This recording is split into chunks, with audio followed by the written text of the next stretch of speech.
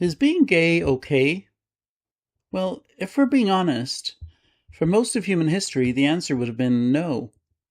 And perhaps at first glance, that makes perfect sense. Human beings needed children. They needed families. They needed communities capable of surviving from one generation to the next.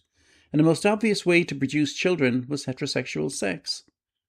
So societies built institutions around it: marriage, family, inheritance, property, religious ceremony, and eventually laws. For thousands of years, heterosexual relationships weren't simply considered a private matter. They were connected to something much larger: the survival of the community. And religions reinforced the arrangement, governments reinforced it, culture reinforced it, and children became the center of the entire structure. So perhaps the people who oppose homosexuality have a point. Perhaps heterosexuality is the natural order. Perhaps society has a legitimate interest in making sure that families produce children. Perhaps governments should protect that system. Perhaps religions should insist upon it.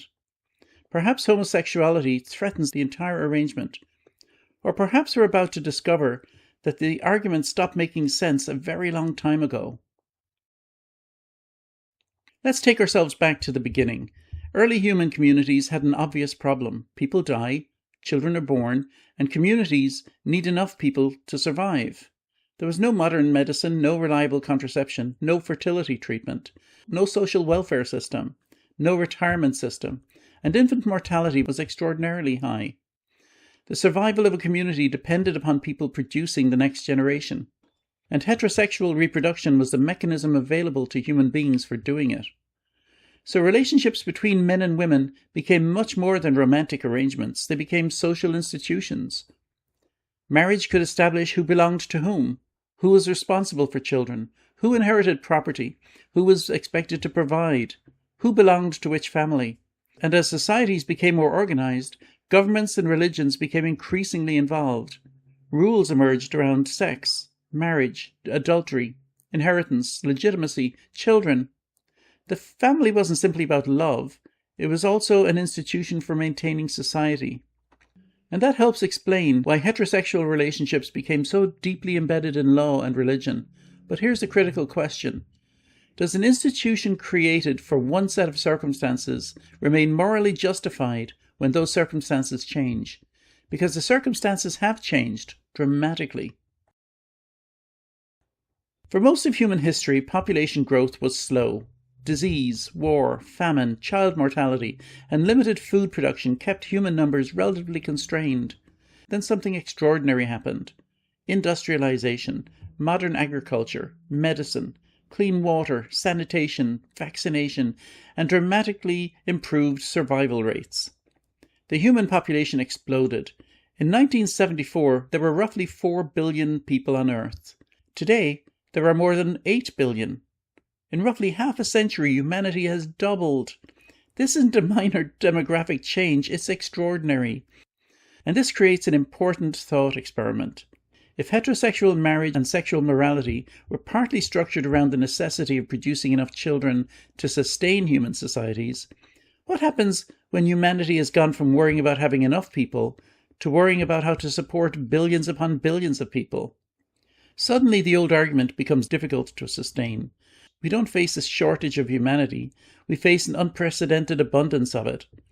So the argument that society must regulate people's intimate relationships because reproduction is necessary for the survival of the species starts to look rather outdated. Now someone might say, but children still need families. Of course they do. Children need love, security, stability, care, adults who are committed to raising them. But notice something different? None of those things inherently requires the parents to be heterosexual. A family can take many forms. Biological parents, adoptive parents, step-families, single parents, grandparents raising children, and same-sex couples raising children. The important question isn't, what combination of adults produce the child? It's, are the adults caring for that child responsibly? That is an important distinction because reproduction and parenting are not the same thing. A heterosexual couple can produce a child and be terrible parents. A couple who cannot biologically produce a child can nevertheless provide a loving and stable home. So if the purpose of family law is the welfare of children, then perhaps we should judge families by what they actually provide, not simply by the sex of the adults involved. There's another assumption worth challenging, the idea that homosexuality is some kind of modern invention. It isn't. Same-sex sexual behavior has existed throughout human history. It has been documented in a variety of ancient societies, including ancient Greece and Rome, although the way those societies understood sexuality was often very different from our modern categories of gay and straight. That distinction matters. We shouldn't simply project modern identities backward onto ancient people, but the behavior itself is certainly not new, and it wasn't uniformly regarded as immoral in every ancient culture. So how did something that existed throughout human history become so heavily criminalized? One major influence was religion.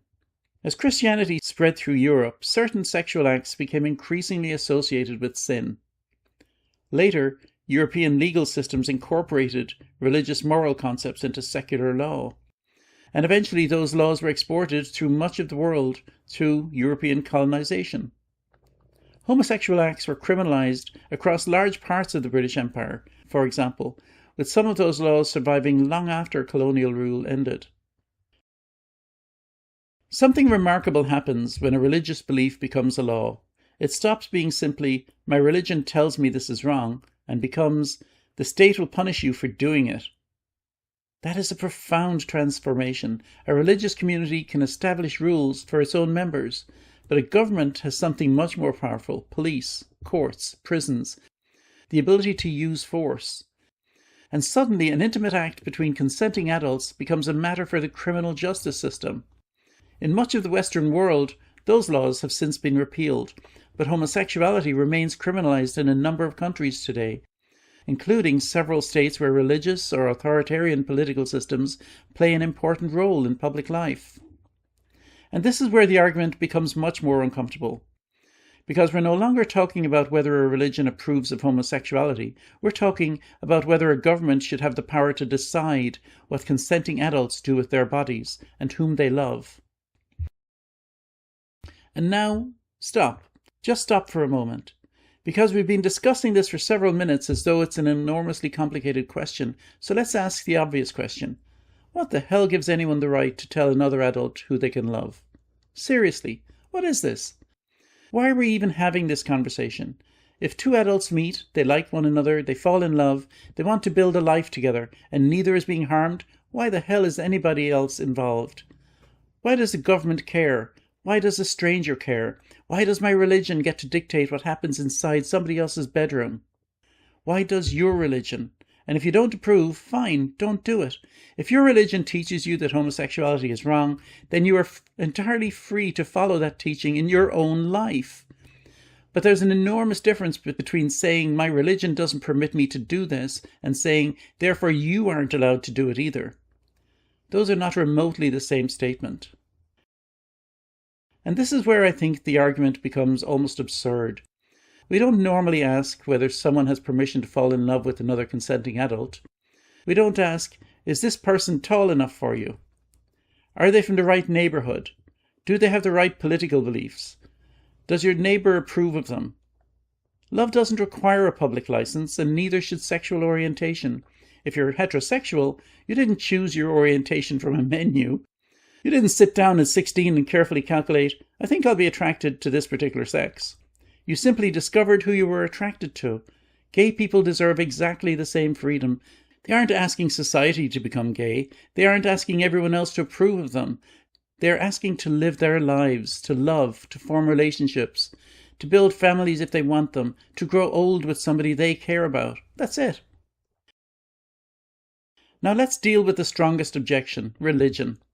Religious people have every right to hold moral beliefs about sexuality. That's part of religious freedom. If a church teaches that homosexual relationships are sinful, its members are free to believe that. They can preach it. They can refuse to participate in ceremonies their faith forbids. They can organize their own communities according to their beliefs with the boundaries of law. But religious freedom works both ways. Your religion gives you the right to follow your beliefs. It doesn't automatically give you the right to impose those beliefs on someone who doesn't share them. That distinction is fundamental to a pluralistic society. You can believe homosexuality is wrong. Your neighbour can believe homosexuality is perfectly fine. And both people can live next door to one another. Nobody needs to convert anybody. Nobody needs to surrender their beliefs. The gay couple doesn't have to become heterosexual, and that religious person doesn't have to become gay. They simply have to leave each other alone. That sounds remarkably simple. So what is the actual threat? Does a gay couple somehow prevent a heterosexual couple from having children? No. Does their existence prevent you from getting married? No. Does someone else's sexual orientation change yours? No. Does allowing 2 men or 2 women to marry somehow prevent heterosexual marriage? No. And this is where I think the argument against homosexuality ultimately collapses. It begins with reproduction, it moves into tradition, then religion, then morality, and finally it arrives at control. I don't like what you're doing, therefore you shouldn't be allowed to do it. But that's not morality. That's personal preference attempting to become law. And we should be very careful whenever that happens, because once we establish that principle, who gets to decide what other adults are allowed to do, and where does it stop? So, is gay okay? Yes. Not because everybody has to like it, not because every religion has to approve of it, not because everyone has to agree with it. It's okay for the simplest reason imaginable. It's somebody else's life. If 2 consenting adults love each other, it's not my business, it's not your business, and it shouldn't be the government's business. The astonishing thing isn't that gay people exist. The astonishing thing is that we ever convinced ourselves that their existence required our permission. Perhaps the real test of a society isn't whether we approve of other people's choices. Perhaps it's whether we're willing to allow people to make choices we would never make ourselves. You don't have to understand someone else's life completely. You don't have to live it. You don't have to want it. You don't have to recognize their right to live it. And if they're gay, let them be gay. Let them love. Let them build a life. Let them be happy. And if you don't approve, you have one wonderfully simple option. Don't be gay. Human societies needed heterosexual reproduction. That's true. Families became institutions. Marriage developed rules. Religions created teachings. Governments created laws. Much of that made sense in a world where the survival of a small community depended upon producing the next generation.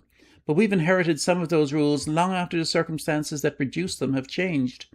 And perhaps it's time to separate what society genuinely needs from what some people simply want to control. Because another person's homosexuality does not threaten your heterosexuality. Another person's marriage does not threaten yours. Another person's happiness does not diminish your own. And another person's freedom doesn't require your approval. So perhaps the real question isn't, is gay okay? Perhaps the question is, why did we ever think it was our decision? If you enjoyed this documentary, please like the video, subscribe to the channel and share it with someone who enjoys questioning the assumptions we take for granted. And tell me in the comments, where do you think personal freedom ends and society's right to interfere begins? Until next time, let people live their own damn lives.